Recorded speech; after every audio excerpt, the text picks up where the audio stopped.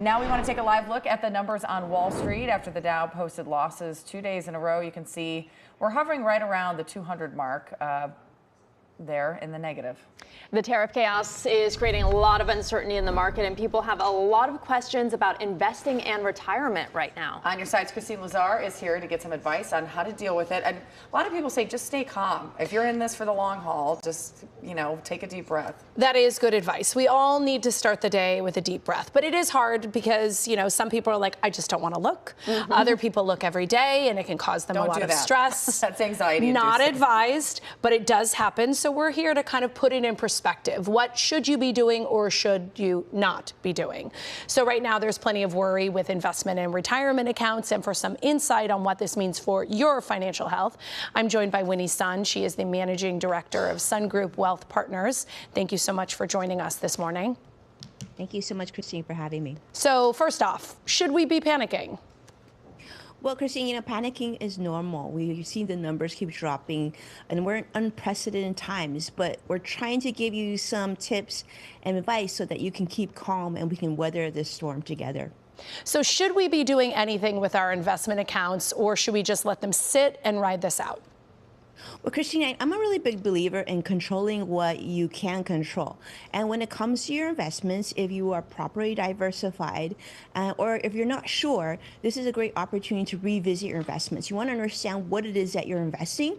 And if you're not sure if it still meets your goals, or if when the volatility is too great, you just feel like you're stressed out, you really want to get in front of a financial advisor to walk you through and maybe even do some rebalancing. Now, are there any opportunities here for those looking to invest in a down market?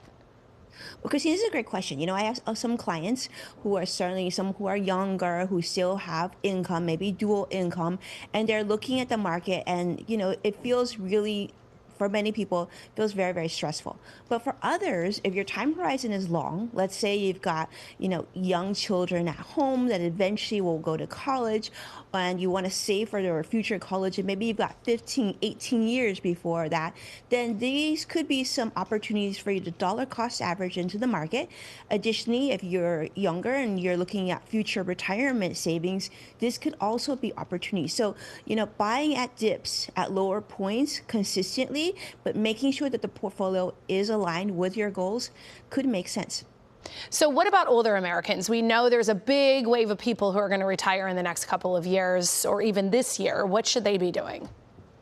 Well, Kristine, we've had a lot of clients recently reach out to us because they've been let go, have been offered buyout packages, and maybe they weren't planning to retire just yet, and all of a sudden that's become a harsh reality, or those who are sitting and hoping to retire in the next, 1 to 5 years. Well, in that situation, again, control what you can control. You take a look at your balance sheet. How much are you spending? Is there any ways that we could cut down on some of the expenses that you have?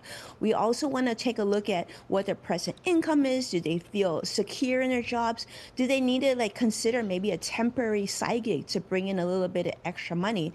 But really important one is this: if you still have income and you're concerned that you might be let go and you have equity in your home, consider setting up a home equity line of credit. Reach out to a bank. They're usually no cost to set up, but you do have to have income in order to qualify for one of these loans. So do it sooner rather than later.